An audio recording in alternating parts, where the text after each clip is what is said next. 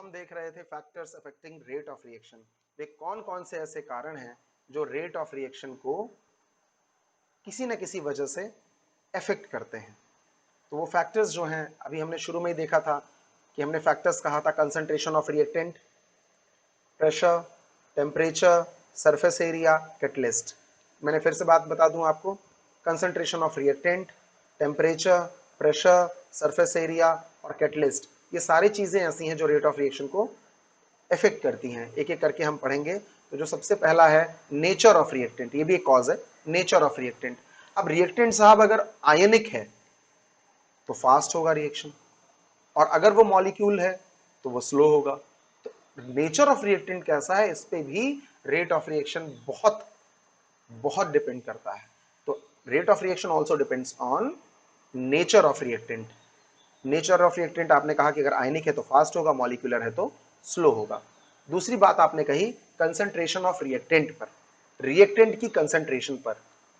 Molecular theory ये कहती है हमारी, कोलिजन फ्रीक्वेंसी थ्योरी ये कहती है, कोलिजन थ्योरी भी कह सकते हैं, ये कहती है कि जब मॉलिक्यूल्स बम्बार्ड करते हैं, आपस में कोलाइड करते हैं, तब प्रोडक्ट बनता है। मॉलिक्यूल्स ने कोलाइड किया तो प्रोडक्ट बना। और आप ये भी कहते हो all collisions are not effective. मान लीजिए 100 मॉलिक्यूल्स ने आपस में कोलाइड किया और 70 ही कैपेबल रहे प्रोडक्ट बनाने के लिए, और 30 जो है वो इनकैपेबल रहे, प्रोडक्ट नहीं बना पाए। तो that's why we used to say all collisions are not effective. So जब आपके पास 100 मॉलिक्यूल्स हैं, कोलाइड कर रहे हैं, तो प्रोडक्ट बने। लेकिन आपके पास 10 ही मॉलिक्यूल बचे, तो the possibility of formation of product will be lesser, hence it will affect rate of reaction. Rate of reaction पहले से कम हो जाएगा। इसका मतलब ज्यादा कंसंट्रेशन रिएक्टेंट की, रिएक्टेंट की ज्यादा कंसंट्रेशन, तो रिएक्टेंट की ज्यादा कंसंट्रेशन तो रिएक्टेंट का कोलिजन ज्यादा, तो रेट ऑफ रिएक्शन ज्यादा। लेकिन अगर रिएक्टेंट की कंसंट्रेशन, अगर रिएक्टेंट की कंसंट्रेशन कम हुई तो नंबर ऑफ कोलिजन पर सेकेंड, नंबर ऑफ कोलिजन पर सेकेंड यानी कि कोलिजन फ्रीक्वेंसी कम हुई, और अगर कोलिजन फ्रीक्वेंसी कम हुई तो आपका रेट ऑफ रिएक्शन भी कम हुआ। इसका मतलब रेट ऑफ रिएक्शन डिपेंड करता है कंसंट्रेशन ऑफ रिएक्टेंट पर, क्योंकि कंसंट्रेशन इफेक्ट करता है नंबर ऑफ कोलिजन पर सेकेंड पे, यानी कोलिजन फ्रीक्वेंसी पर। अगर कोलिजन ज्यादा होंगे तो प्रोडक्ट ज्यादा बनेगा, कोलिजन कम होंगे तो प्रोडक्ट कम बनेगा। ये बात क्लियर होगी, मेरी बात समझ में आई होगी। यानी कि नेचर ऑफ रिएक्टेंट के बाद जो दूसरा फैक्टर इफेक्ट करता है रेट ऑफ रिएक्शन को, वो कंसंट्रेशन ऑफ रिएक्टेंट है। आपको समझ में आया होगा। कंसंट्रेशन मोल्स पर लीटर में भी हो सकती है रिएक्टेंट की, और अगर वो गैसेस है तो पार्शियल प्रेशर प्रेशर के टर्म्स में भी हो सकती है। कंसंट्रेशन किसी भी टर्म्स में हो, अगर वो ज्यादा है तो रेट ऑफ रिएक्शन ज्यादा होगा, अगर कंसंट्रेशन कम है तो रेट ऑफ रिएक्शन कम होगा। अगला टॉपिक है टेम्परेचर। सारी ये जो सारे इफेक्ट हैं हम इसको कोलिजन फ्रीक्वेंसी से जोड़ सकते हैं। टेम्परेचर, अगर हम रिएक्टेंट की टेम्परेचर या टेम्परेचर सिस्टम का बढ़ा रहे हैं, सिस्टम का टेम्परेचर बढ़ाएंगे तो रिएक्टेंट का टेम्परेचर बढ़ेगा, रिएक्टेंट का टेम्परेचर बढ़ेगा तो काइनेटिक मॉलिक्यूलर एनर्जी, यानी काइनेटिक एनर्जी मॉलिक्यूल्स की बढ़ेगी। अगर काइनेटिक एनर्जी मॉलिक्यूल्स की बढ़ेगी तो नंबर ऑफ कोलिजन्स पर सेकंड बढ़ेगा, और अगर नंबर ऑफ कोलिजन्स पर सेकंड बढ़ेगा तो रेट ऑफ रिएक्शन फिर से बढ़ जाएगा। इसका मतलब टेम्परेचर बढ़ाने के साथ रेट ऑफ रिएक्शन बढ़ता है। तो रेट ऑफ रिएक्शन यहां पे लिखा हुआ है, rate of reaction increases with increase in temperature. अगला जो कॉज है जो रेट ऑफ रिएक्शन को अल्टर करता है, वो प्रेजेंस ऑफ कैटलिस्ट है। तो कैटलिस्ट क्या रेट ऑफ रिएक्शन को अल्टर करता है? कैटलिस्ट रेट ऑफ रिएक्शन को अल्टर करता है।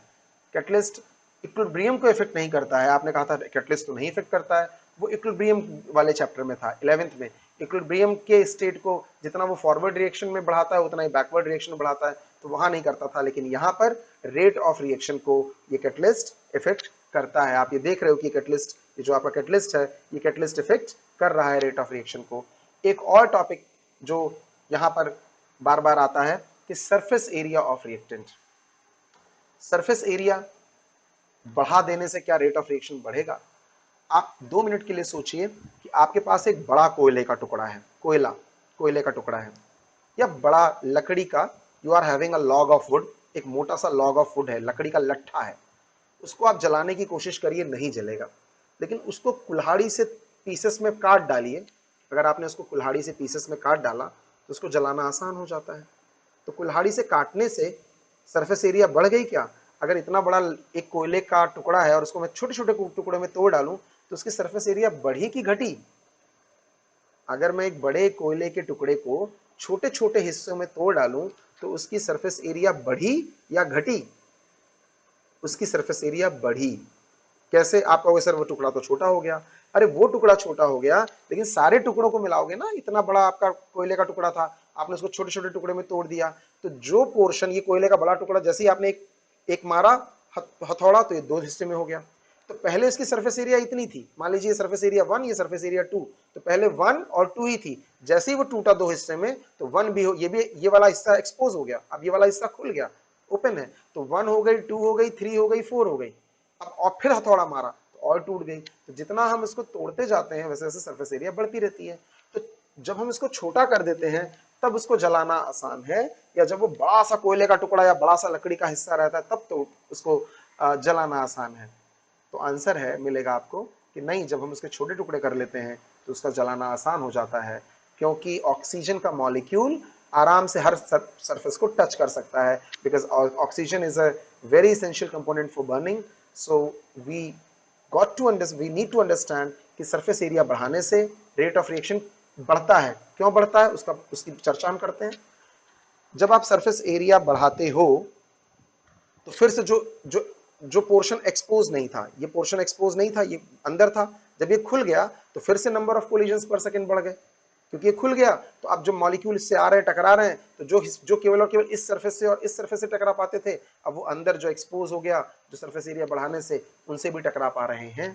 तो इसका मतलब ये हुआ कि सरफेस एरिया बढ़ाने से फिर से नंबर ऑफ कोलिजन्स पर सेकंड बढ़ जाएंगे, क्योंकि एरिया एक्सपोज हो जाएगी, तो रेट ऑफ रिएक्शन बढ़ जाएगा। यानी कोलिजन फ्रीक्वेंसी से, कोलिजन थ्योरी से हम कंसंट्रेशन ऑफ रिएक्टेंट वाला टर्म भी समझा सकते हैं, आपका टेम्परेचर वाला टर्म भी समझा सकते हैं कि कंसंट्रेशन बढ़ाने से कोलिजन फ्रीक्वेंसी बढ़ेगी तो रेट ऑफ रिएक्शन बढ़ेगा।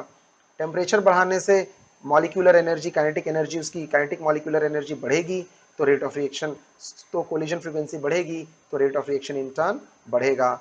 उसी तरह से सरफेस एरिया बढ़ाने से सरफेस एक्सपोज हो जाएगा, फिर से नंबर ऑफ कोलिजन्स पर सेकंड बढ़ेंगे, कोलिजन फ्रीक्वेंसी बढ़ेगी तो रेट ऑफ रिएक्शन बढ़ेगा।